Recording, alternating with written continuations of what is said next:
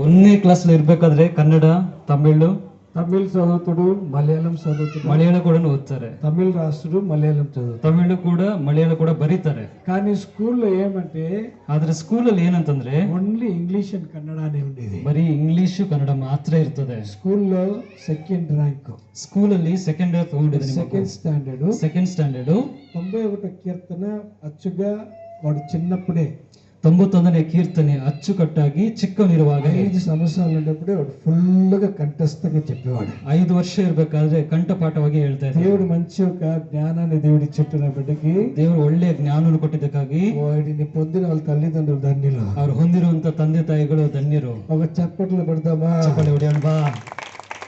మనకైతే జ్ఞాపకం ఉండదు, కానీ చదవలేదు, అయినా చదువుతాడు. ನಮಗೆ ಜ್ಞಾಪಕ ಇರಲ್ಲ, ಆದ್ರೆ తెలుగు కూడా చదువుతాడు. ತೆಲುಗು ಕೂಡ ಓದ್ತಾರೆ. తెలుగు నీకు ఏ బైబిల్లో ఎక్కడ వాక్యం ఉందని చెప్పండి, టక్కని చెప్పి చదువుతాడు. ತೆಲುಗಿನಲ್ಲಿ ಯಾವ ವಾಕ್ಯ ಎಲ್ಲಿದೆ ಅಂತ ಕೇಳ್ರಿ, ತೆಗೆದು ತೋರಿಸ್ತಾರೆ.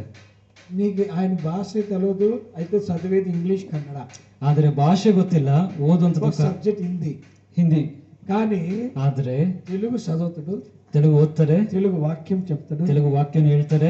ఎట్టయితే పాస్టర్ ఎట్టయితే మాట్లాడుతాడో, ఎట్టయితే ప్రార్థన చేసి అన్ని కూడా ఇమిటేట్ చేస్తాడు. ಹೇಗೆ ಸೇವಕರು ಹೇಗೆ ಮಾತಾಡ್ತಾರೆ ಅದನ್ನು ಕೂಡ ಅದನ್ನು ತೋರಿಸ್ತಾರೆ.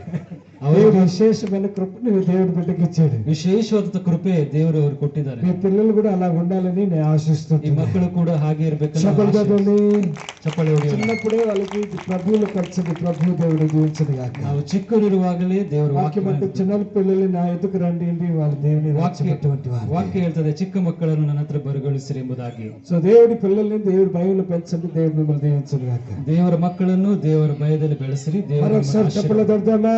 ಚಪ್ಪಾಳಿ ಹೊಡೆಯೋಣ. A big round of applause to Teju. ಚಪ್ಪಾಳಿ ಹೊಡೆಯೋಣ.